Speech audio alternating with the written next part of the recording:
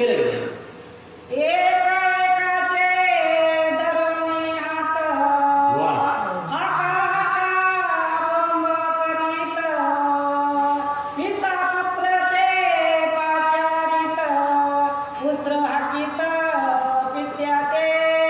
या ठिकाणी अकांत बॉम्ब उठले गेले. या ठिकाणी एकमेकाचा हात धरून पिता पुत्र या ठिकाणी एक झाले गेले.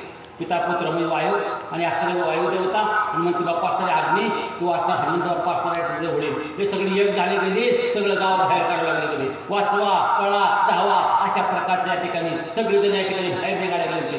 काय करावं, कुणी कुणाला वाचवावं. शिपूड म्हणाला मला सोडवा, शिपूड म्हणायचं मला वाचवा. या ठिकाणी मला लय पोचते सांग केलं हनुमंत बाप्पाने. असे प्रकारचे या ठिकाणी आणखी मजा करा म्हणून शेपूड सुद्धा आता काय काय म्हणते पुढं ऐकायचं.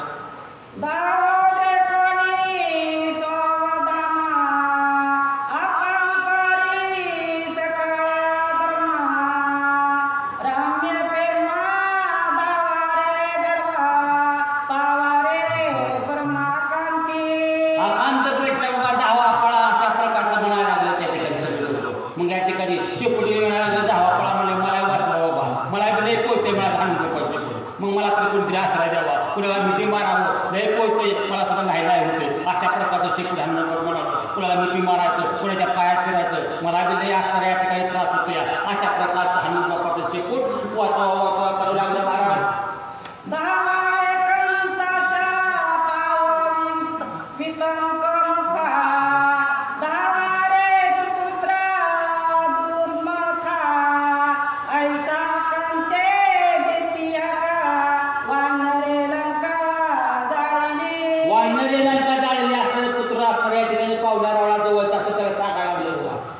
पळा बाबा असणारे या ठिकाणी असणारे या ठिकाणी वानर आले, लंकाने जाळले बाबा. आकाल्याला सुद्धा महागा लागल म्हणून या ठिकाणी बाहेर निघा, घर सोडा आणि ठिकाणी पठारा निघा. अशा प्रकारचे या ठिकाणी एकमेकाला त्या ठिकाणी सांगू लागले.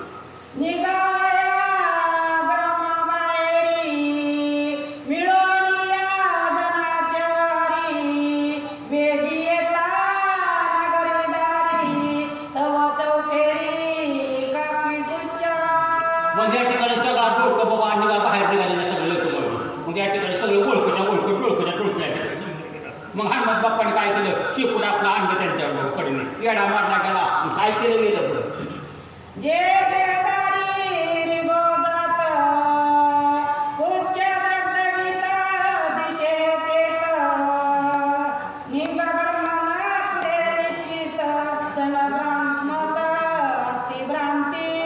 मग या ठिकाणी प्रत्येक जण नगराच्या बाहेर निघायचा आणि शेपूट त्या ठिकाणी कडे येडा टाकला गेला. लाल भडक शेपूट दिसायला लागलं गेलं. शेपटाने आपल्याला या ठिकाणी पेटवायचं काम चालू होतं आणि शेपटाने कडे येडा कुणाला पळता येत नव्हतं. अशा प्रकारचं शेपूट त्या ठिकाणी सगळ्याला आढळलं. आणि काय केलं गेलं पुढं.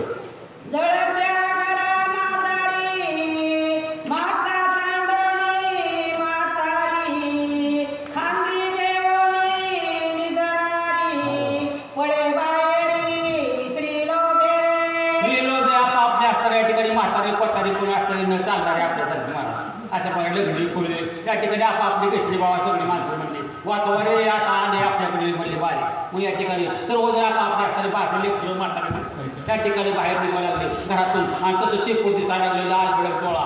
अशा प्रकारचं पेटते बाबा लय वाईट आहे आपल्याला मिठी घालतात काय असे या ठिकाणी बिहारी सगळे बाहेर निघाले गेले. अजून काय केलं गेलं.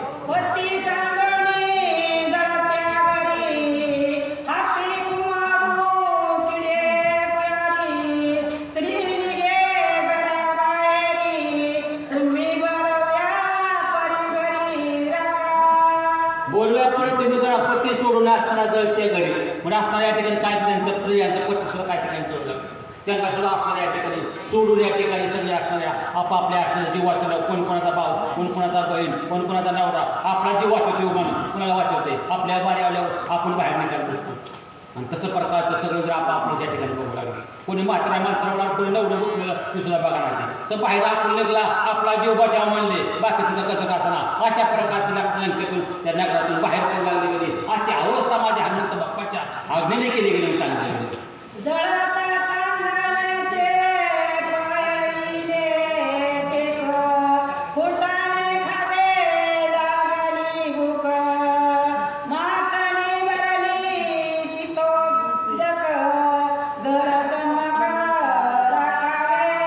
गैरसमज राखावे अशा प्रकारचे कुटाणं सुद्धा असताना घरी असताना त्याचे लेकरं बाळ त्यांना खायला गेलं म्हणून राहिले नाही.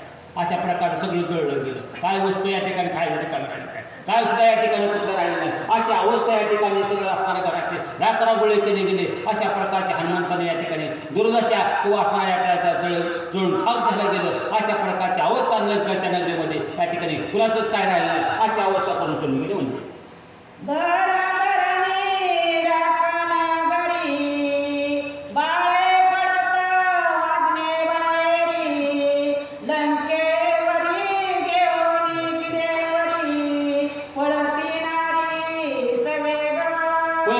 घरी राखण करायला कोणी असणारे किंवा असणारे ती सुद्धा या ठिकाणी असणारे त्या ठिकाणी थांबलेला आहे तेव्हा म्हणजे असणारे या ठिकाणी आपल्यावर बाहेर बिवार येईल ती सुद्धा असणारे बाहेर पडू लागली. नर नारी या ठिकाणी ते सुद्धा असणारे या ठिकाणी तिच्या बाहेर आपल्या भीतीपोटी हे सर्वजण या ठिकाणी बाहेर